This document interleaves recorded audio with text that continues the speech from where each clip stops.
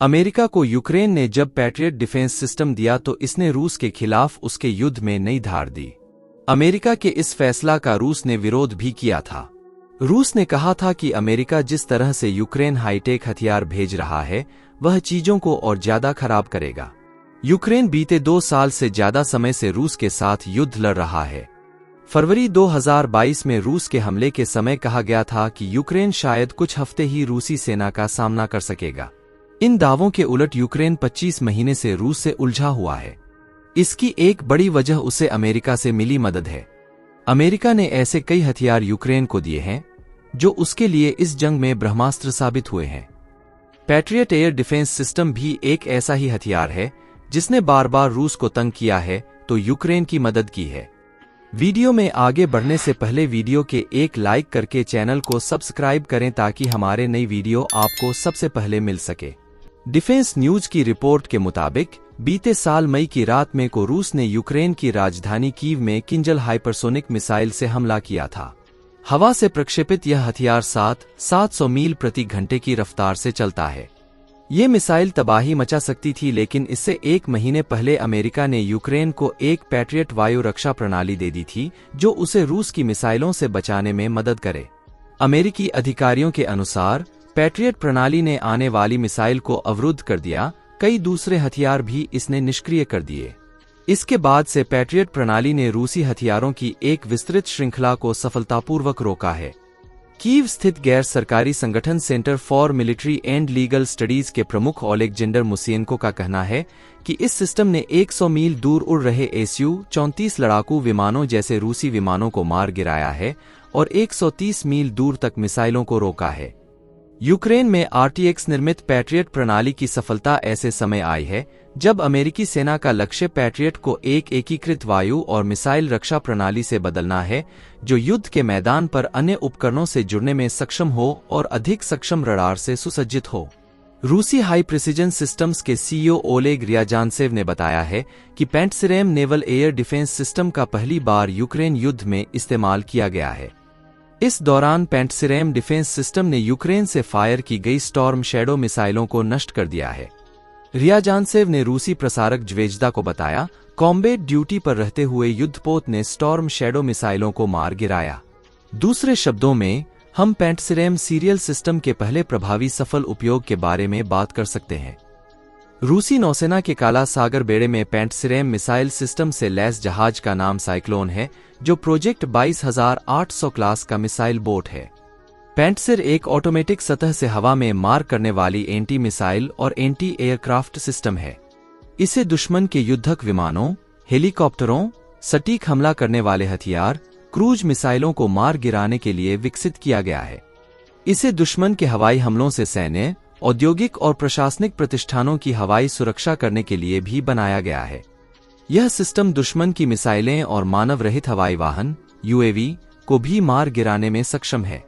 यह प्रणाली विशेष रूप से कम से बेहद कम ऊंचाई पर उड़ने वाले दुश्मनों की मिसाइलों और ड्रोन को मार गिरा सकती है।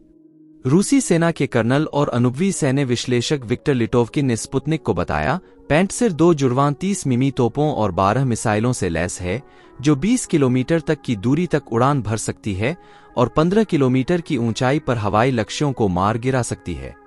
12 2 चरण वाली ठोस ईंधन मिसाइलें 1000 मीटर सेकंड तक उड़ान भरने वाले लक्ष्यों को भेदने के लिए 1300 मीटर प्रति सेकंड तक की गति प्रदान करती हैं और इसमें 20 किलोग्राम का वारहेड होता है जो फिक्स्ड विंग विमान, मिसाइलों और बड़े ड्रोन जैसे बड़े दुश्मन प्रोजेक्टाइल को नष्ट करने के लिए डिजाइन किया गया। विक्टर लिटोवकिन ने बताया कि रूसी मिसाइल प्रणाली पैंटिर S1 की विशिष्टता इसकी सुपरसोनिक मिसाइलों और 30 मिमी तोपों की मदद से खुद की रक्षा करने की क्षमता से संबंधित है। लिटोवकिन ने कहा, इस प्रणाली की बड़ी उपलब्धि यह है कि इसका रडार 20 किलोमीटर से अधिक दूरी पर लक्ष्य का पता लगाने में सक्षम है। इसके अलावा S1 की लक्ष्य का पता लगाने की ऊंचाई और लक्ष्य को नष्ट करने की ऊंचाई 0 मीटर पर है। यूक्रेन युद्ध में फंसे होने के बाद भी रूस ने भारत से दोस्ती निभाई है और ईगला एयर डिफेंस सिस्टम की पहली खेप भारत को भेज दी है। इसके तहत भारत को 100 ईगला मिसाइलें मिली हैं। भारत और रूस के बीच हुई डील के तहत 24 man portable air defence system और 100 मिसाइलें रूस से मिली हैं और बाकी का भारत में ही निर्माण किया जाएगा। इस मिसाइल के मिलने के साथ ही भारत की बहुत कम दूरी की एयर डिफेंस क्षमता में काफी बढ़ोतरी होगी। इससे पहले भारत ने साल 2021 में इमरजेंसी खरीद के तहत रूस से 24 लॉन्चर और 216 मिसाइलें खरीदी थीं, लेकिन ताजा डील काफी बड़ी है।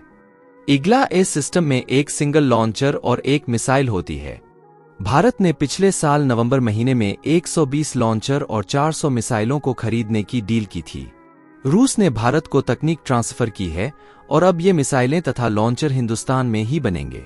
ईगला एस मिसाइल को भारत की उत्तरी सीमा पर पहाड़ी इलाकों में तैनात सैनिकों को दिया जाएगा जो चीन और पाकिस्तानी फाइटर जेट के खतरे का सामना कर रहे हैं। सेना के एक रेजिमेंट को इस सिस्टम से लैस कर दिया गया है। यही नहीं, आने वाले समय में इसे अन्य रेजिमेंट को भी दिया जाएगा। इस मिसाइल की फायरिंग रेंज 500-6000 मीटर है, वहीं टारगेट ऊंचाई 10 से 3500 मीटर है। ईगला एस सिस्टम को रूस की कंपनी रोसोबोरोनेक्सपोर्ट बनाती है और उसने फ्रांस की कंपनी को पीछे छोड़ दिया था। MANPAD system portable surface to air missile system होता है। इससे कम ऊंचाई पर उड़ने वाले हवाई खतरों जैसे फाइटर जेट, हेलीकॉप्टर, ड्रोन और मिसाइलों को भी मार गिराया जा सकता है। भारतीय सेना पहले से ही ईगला 1M श्रेणी की मिसाइलों का इस्तेमाल कर रही है। इससे पहले रक्षा अधिकारियों ने खुलासा किया था कि भारत का 97% एयर डिफेंस सिस्टम पुराना पड़ चुका है। ईगला एस सिस्टम की मिसाइलों के वारहेड को काफी बढ़ाया गया है और इसकी रेंज भी बढ़ गई है। इसमें ज्यादा संवेदनशील सीकर लगाया गया है। इसे रोकना या चकमा देना अब आसान नहीं है।